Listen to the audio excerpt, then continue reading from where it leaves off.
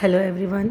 पता है बहुत दिनों से मन में आ रहा था कि मैं एज ए मैथ्स टीचर आप लोगों से अपनी जर्नी शेयर करूं, पता नहीं क्यों बट हिम्मत ही नहीं हो रही थी। लेकिन आज पता नहीं कैसे हिम्मत हुई तो ऑडियो मैसेज के थ्रू उसको डाल रही हूँ।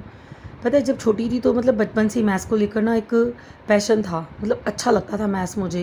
लेकिन लोगों का मैथ्स के लिए बड़ा डरावना सा रवैया होता था कि पता नहीं कैसे करेंगे, क्या होगा, कैसे करेंगे।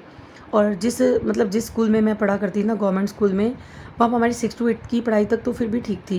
परंतु जो हमें 9th और 10th में मैथ्स की टीचर मिली, उसने कभी मतलब ब्लैक बोर्ड पर कभी चॉक से डेट भी नहीं डाली थी।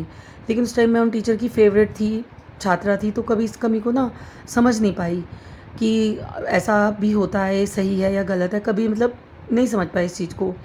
कभी मैथ्स के जो क्वेश्चन है उन्हें सॉल्व करने में कितनी बार प्रॉब्लम आती थी।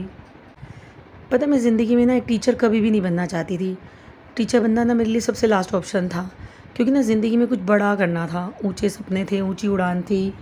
बट वही फिर 11th में आके मैंने जीत करके साइंस ली। पापा से आर्गूमेंट हुए कि नहीं लेनी, टफ़ है, कैसे करोगी, बट मैथ्स अच्छा लगता था तो इसलिए साइंस ली। लेकिन वहाँ पर भी मुझे मेरे मैथ्स, फिज़िक्स और केमिस्ट्री के टीचर्स ने बोला, हर्ष तुम करो, कुछ बड़ा करो, तुम कर सकती हो।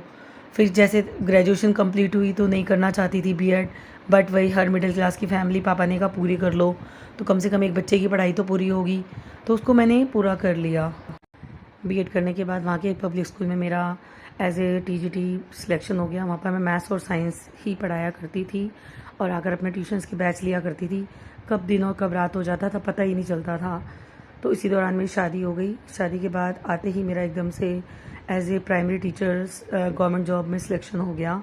सब बहुत खुश थे। चलो अब मैं इकोनॉमिकल रूप से इंडिपेंडेंट हो चुकी थी, but as a primary teacher ना मुझे मैथ्स में बच्चों की प्रॉब्लम कभी समझ में नहीं आई, क्योंकि सारे सब्जेक्ट एक साथ होते थे तो कभी लगा नहीं कि बच्चों को दिक्कत है, क्योंकि मोस्टली बच्चों के बेसिक कंसेप्ट क्लियर होते थे। लेकिन कुछ टाइम बाद मेरा प्रमोशन हुआ as a TGT maths in the government school. तो उस समय मुझे पहली बार पता चला कि बच्चों को मैथ्स में कितनी प्रॉब्लम आ रही है।